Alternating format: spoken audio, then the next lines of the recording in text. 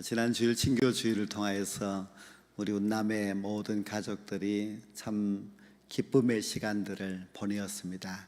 그때 항상 기뻐해야 하는 것이 우리 그리스도인이다 하는 것을 말씀을 드렸는데요. 주일이 지나고 나서 며칠 동안 여러분들 얼마나 기쁨 가운데서 살았는지 모르겠습니다. 혹시 잊어버릴까봐 이제 오늘 다시 기쁨에 대해서 말씀을 드리려고 하는데, 또 마침 우리 찬양도 다 기쁨에 대한 찬송을 불렀고, 또 우리 이영숙 집사님도 참으로 설교에 딱 맞는 그런 기쁨에 대한 기도를 해주셔서 너무 참 좋았습니다. 이렇게 하나님의 말씀에 대하여서 간절한 사모함, 그리고 이 시간을 통하여서 은혜를 받게 하고자 하는 그런 모든 찬양, 이것이 오늘 이 저녁 우리 마음속에 더 큰 기쁨과 더 큰 은혜로 임하게 될 줄로 믿습니다. 우리 그리스도인들은 항상 기뻐하면서 사는 것이 맞지만은, 그러나 세상은 항상 우리의 기쁨을 빼앗아가는 그런 걱정, 염려, 또 아픔과 슬픔들이 항상 있습니다. 요즘 새벽기도 성경 본문 말씀이 창세기의 그 주인공 이제 야곱입니다. 그 야곱은 자기 아버지에게 장자의 축복을 받습니다. 그러면은 아주 모든 일들이 잘 풀리고 아주 성공적인 그런 인생을 살 것이라고 기대했지만은, 그러나 야곱은 험난한 인생을 살아갑니다. 그가 나이 130이 되었을 때에 애굽으로 내려가서 바로에게 섰을 때에 내 나그네 인생길이 130인데 험악한 세월을 보내었나이다, 그런 고백을 합니다. 험악한 세월, 정말 야곱의 인생을 가만히 들여다보면은 그 인생이 얼마나 고통과 아픔과 슬픔들이 가득 찬 그런 인생이었고, 또 물론 그가 147세까지 살았습니다만은, 그러나 그 긴 인생을 볼 때에 참 수고로이 고생하면서 살았다는 것을 알 수가 있습니다. 어찌 야곱만 그런 삶을 살았겠습니까? 성경에 나오는 사람들을 보면은 참 인생은 슬픔이다, 고달프다 하는 것을 잘 알 수가 있습니다. 야곱을 이제 외갓집으로 떠나보내고 나서, 그리고 슬퍼하는 그 아버지 이삭, 그 어머니 리브가도, 그리고 또 그 동생을 이제 쫓아보내야 했던 그 형 에서도 다 이제 고통 가운데서 기나긴 시간들을 보내고 그렇게 했겠지요. 그래서 성경의 사람들도 우리와 틀리지 않고 그들도 역시 참 수고로운 그런 인생을 살고, 야곱의 고백처럼 험악한 그런 인생을 살아가는 것이 맞습니다. 성경의 사람들도 그렇게 참 힘들게 살고, 구약의 사람들도 보면은 다 참 왕들도 또 선지자들도 얼마나 고통과 슬픔 가운데, 두려움 가운데 살았는지 모릅니다. 그런데 우리 예수님께서 이 땅에 오셔서 요한복음 17장의 말씀에 보면은 예수님은 이런 말씀을 하셨어요. 내가 세상에서 이 말을 하옵는 것은 그들로 내 기쁨을 그들 안에 충만히 가지게 하려 함이니이다, 그 했습니다. 즉 예수님은 자신이 이 땅에 오신 목적은 우리 인생에게 기쁨을 주기 위함이다.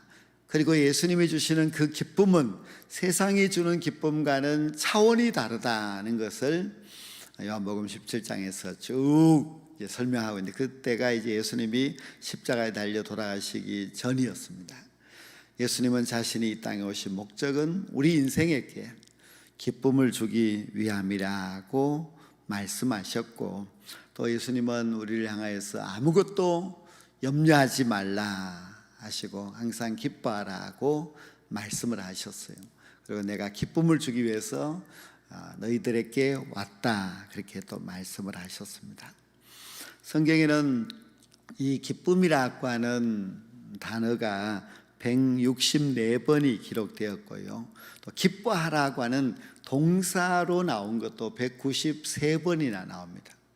그래서 이 164, 193 이걸 다 합친다면은 성경에는 기쁨이라고 하는 단어, 또 기뻐하라고 하는 그런 내용이 엄청나게 많다는 것을 알 수가 있습니다. 그래서 성경은 하나님의 말씀이고, 하나님의 말씀은 우리에게 요구하는 것이 바로 기쁨이다 하는 것을 잘 알 수가 있습니다. 어떤 사람이 어떻게 하면 이제 기뻐하며 살 수 있을까 하는 것을 곰곰이 생각하다가 기뻐할 만한 일을 기록을 해보자 해서 이제 기록을 해봅니다. 우리가 이번 주간에 그 가정예배 순서 거기에도 보면은 그 내용이 나와 있는데요. 기록을 해보는 겁니다. 이 사람은 이제 돛을 달고 그 잔잔한 바다를 유유히 흘러가고 있는 배를 보면서 정말 평화롭고 아름답고 좋다 하는 생각을 하였고요. 또 성가대에서 앉아서 아이들이 입을 벌려서 찬양을 하는 그 모습을 보고 너무 마음에 흐뭇함과 기쁨이 있었고요. 식탁에서 아이가 손을 꼭 모으고 기도하는 그 모습을 보고 정말 마음에 기쁨이 이제 찾아오고, 또 이제 여러 가지 그런 자연 환경이나 또 사람들의 그 모습이나 이런 것을 보면서 그를 이제 기록을 해보니까 정말 잔잔한 것 같지만, 소소한 것 같지만 거기에서 기쁨을 주는 것이 많이 있었다고 하는 그런 고백이었습니다. 우리도 한번 요즘 해보면 가을이기 때문에 우리가 저녁 무렵에 이렇게 나가서 길을 걸을 때에 길가에 코스모스가 한들한들 하는 것을 이렇게 보면은 그 모습도 참 아름답고 우리 마음속에 잔잔한 기쁨을 줍니다. 또 요즘은 색깔이 점점 낙엽으로 이제 단풍으로 바뀌는 그런 나무들을 보면은 그런 것도 이렇게 기록을 해보면은 참 우리 마음에 잔잔한 기쁨을 줍니다. 요즘 저녁 무렵이 되면은 하늘에 구름이 너무 아름다워요. 그 구름을 이렇게 바라보면서 그려보기도, 아니면은 핸드폰으로 사진을 찍어서 조금씩 이렇게 만져보아도 그것도 참 기쁜 일이고요. 또 아니면은 이제 우리가 뭐 뉴스를 듣고 신문을 보고 세상의 이야기를 들으면은 다 좀 너무 실망스럽고 화가 나고 이렇게 하지만은, 그러나 좋은 신앙의 서적을 펼치고 창가에 앉아서 그 책들을 천천히 이제 한 줄 한 줄 이렇게 읽어보는 것도, 또 우리가 잘 알고 있는 그런 복음성가, 은혜로운 그런 복음성가를 조용히 틀어놓고 또 깊은 묵상을 하는 그런 시간들도 우리에게 참 색다른 그런 기쁨을 줍니다. 우리가 너무 기쁨을 어떤 물질적인 거 아니면 누군가가 나에게 줄 것이라고 기대하고 그렇게 살아가지만은, 실제로 우리가 작은 것에서 가만히 생각해 보면은 우리를 기쁘게 하는 것들이 얼마나 많이 있는지 모릅니다. 그런데 우리 그리스도인들은 자기 혼자만 이렇게 기쁨을 찾아서 살아가는 사람들이 아니라 다른 사람의 기쁨을 돕는 사람이 우리 그리스도인들이다 하는 것을 오늘 이 말씀이 가르쳐주고 있습니다. 남이 기뻐하도록 도와주는 것, 그것이 그리스도인들입니다. 기쁨을 돕는 사람, 그것은 그리스도인들입니다. 우리가 친교주의를 할 때도 다른 사람들을 기쁘게 하는 그런 이제 봉사자들 많이 수고하고, 또 여러 가지로 이제 아이디어를 내어서 좋은 일을 그렇게 한 사람들, 찬조하거나 이렇게 하는 사람들, 제가 달리기 하다 넘어진 것도 여러분들을 기쁘게 하기 위해서 그렇게 하였다는 것을 기억해 주시면 좋을 것 같아요. 그렇게 남을 이제 기쁘게 하는 사람들, 그런 사람들이 이제 되어야 한다는 것입니다. 바울은 다른 사람의 기쁨을 돕는 사람이었습니다. 바울이 이제 남을 기쁘게 하는데 어떻게 해서 그가 기쁨을 돕는 사람으로 행하였는지 오늘 이 짧은 2절 말씀에서 이제 2가지를 우리에게 가르쳐 주고 있습니다. 첫째는 바울이 기쁨을 돕는 사람이 되기 위하여서 본문 23절의 마지막에 보면은 너희를 아끼려 함이라고 말씀하고 있습니다. 즉 아끼는 마음이 다른 사람을 기쁘게 합니다. 우리가 이제 잠깐만 우리 아이가 있는데 부모가 그 아이를 아끼면은 그 아이는 부모가 자기를 아낀다는 것을 잘 알고 그 아이가 얼마나 행복해 하는지 모릅니다. 남을 아끼는 마음, 그것은 그 사람의 기쁨을 돕는 것이고, 즉 그 사람에게 기쁨을 주는 것입니다. 그러니까 반대로 한번 생각해 보십시오. 마귀는 다른 사람을 아끼게 하느냐? 절대로 아끼게 하지 않습니다. 마귀는 우리 마음속에 남을 미워하게 하고 남을 못살게 굴게 하고 마귀는 남을 헐뜯고 비난하게 만들지, 마귀가 우리 마음속에 다른 사람을 좀 아껴라, 잘해줘라, 귀하게 여기라 이렇게 하지 않습니다. 근데 마귀가 주는 그런 마음들을 우리 마음속에서 다 제하여 버리고 하나님의 성령이 우리에게 주시는 마음을 우리가 가지게 되면은 다른 사람들을 아낄 수가 있습니다.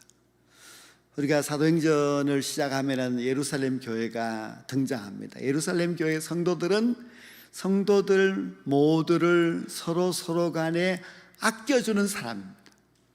누가 가난한 사람이 있으면은 자기 재산을 팔아서 그것으로 가난한 사람들을 도와줍니다.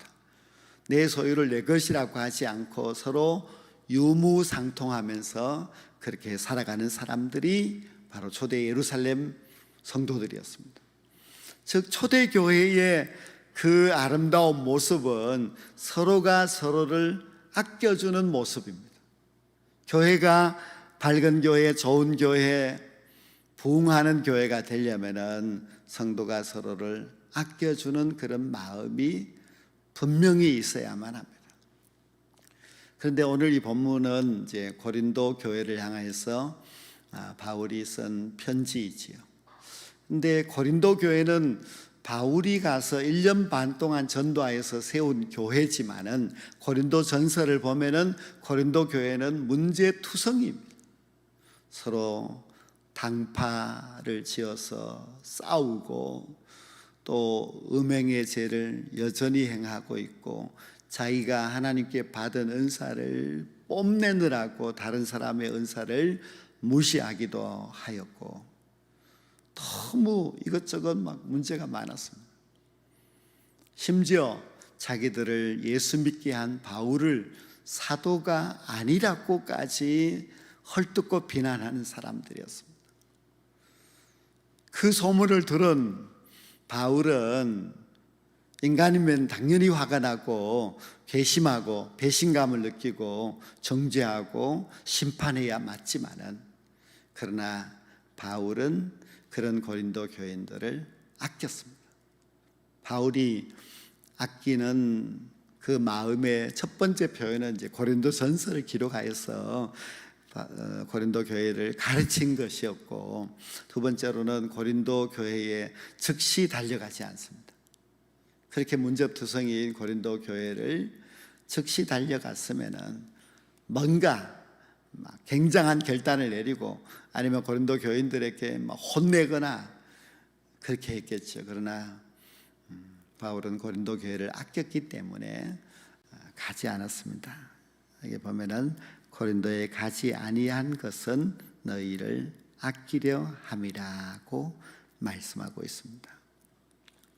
아꼈기 때문에 문제 많은 고린도 교회를 가지 않고 기다렸습니다. 인내가 있었습니다. 정말 바울은 고린도 교회를 향하여서 오랫동안 인내하는 마음으로 기다렸더니 고린도 교인들이 이제 회개했습니다. 자기들이 잘못을 깨닫고 그들이 다 회개하고 그 회개한 소식, 좋은 소식을 이제 디도가 와서 바울에게 전달해 주었습니다. 그리고 나서 이제 바울이 고린도 교회를 방문하게 되지요. 그래서 고린도 교회 성도들과 정말 반갑게 기쁨으로 만나서 3개월 동안이나 고린도에서 바울이 아주 잘 지내는 것을 볼 수가 있습니다.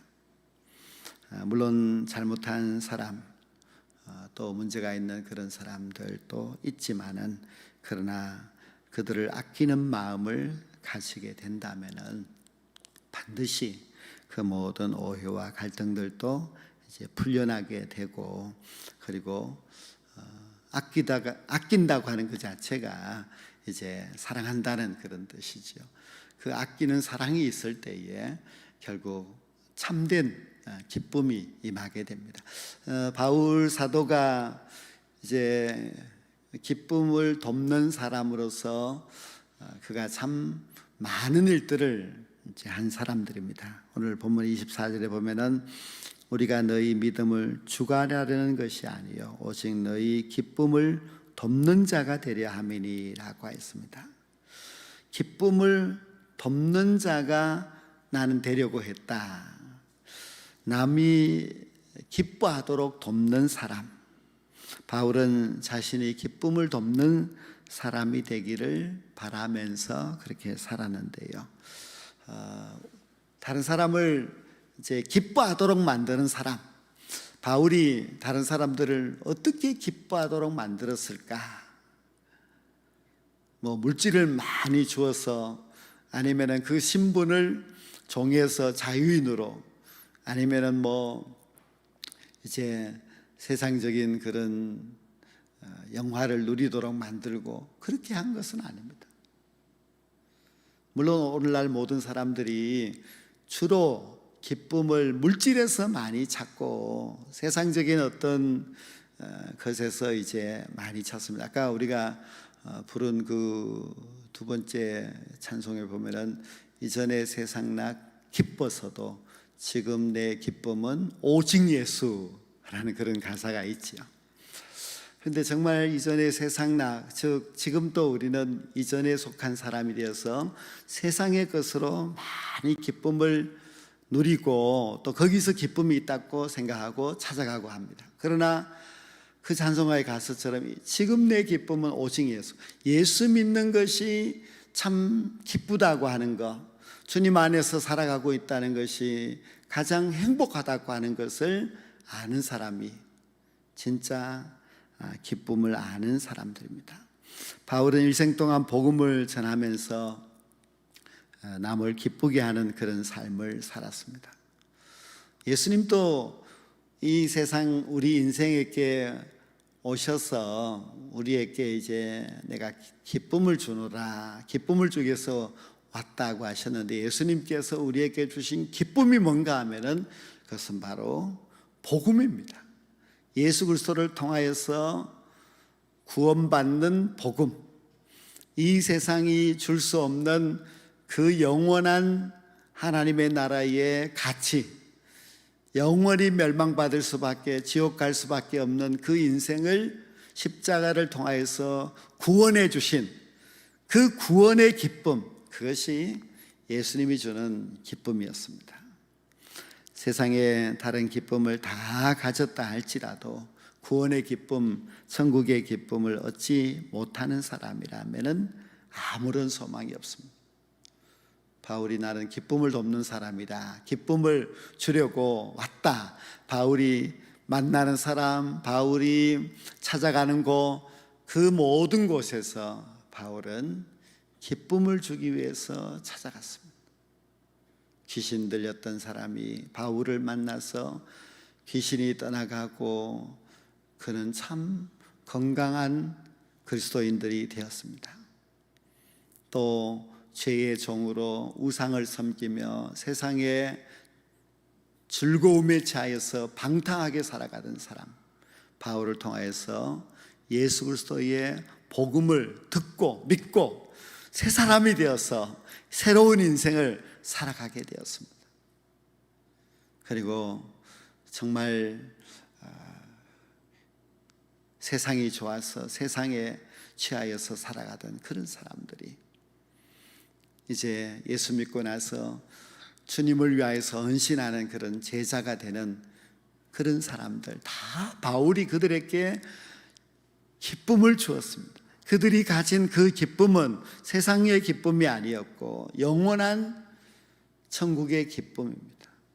예수 믿는 것이 너무 기쁘고 믿음으로 살아가는 것이 너무 행복하고 주님을 섬기고 헌신하는 것이 너무 감사하고 이렇게 살다가 천국에 가는 것이 최고의 우리의 인생의 희락이라고 하는 것을 우리가 알아야만 합니다. 바울은 나는 기쁨을 돕는 사람이다 했을 때에 바울이 무슨 흥을 돋구고 아니면은 어떤 즐거운 잔치를 베풀어서 사람들을 즐겁게 하고 하는 그런 것이 아니라 바울은 오직 예수 그리스도의 그 복음으로 진정한 기쁨을 사람들에게 찾아주었고 그리고 그 진정한 믿음으로서 얻는 기쁨을 가진 모든 사람들이 바울을 통하여서 예수 믿고 이제 하나님의 일꾼이 되고 하늘의 소망을 가지고 살아가는 그 영원한 축복을 받게 하였습니다. 우리가 이제 기쁨을 돕는 사람이 되어야 그리스도인인데요, 우리는 기쁨을 돕는 사람이라고 하여서 남을 다른 것으로 기쁘게 하려고 하지 말고 그들에게 복음을 전해 주어서 그들이 참 기쁨을 이제 만나도록, 또 아직도 믿음이 부족하여서 세상의 기쁨만을 쫓아서 살아가는 사람에게 오직 내 기쁨은 지금 내 기쁨은 오직 예수밖에 없다는 것을 알게 해주는 것. 교회 와서 예배드리는 것이 기쁘고 예수님을 만나서 주님 안에서 주의 성도들과 화목하게 살아가는 것이 기쁘고, 그리고 교회에서 주신 사명 잘 감당하여서 헌신하는 이 모든 신앙의 삶이 참으로 기쁘다고 하는 것을 가르쳐주고 인도해주고 그런 사람으로 변화시키는 것, 그것이 바로 우리들의 사명입니다. 기쁨을 돕는 사람이 되셔서 우리도 또 우리의 모든 성도들도 함께 기뻐하면서 영원한 천국의 행복을 누리며 살아갈 수 있는 저와 여러분 모두가 될 수 있기를 간절히 축원합니다.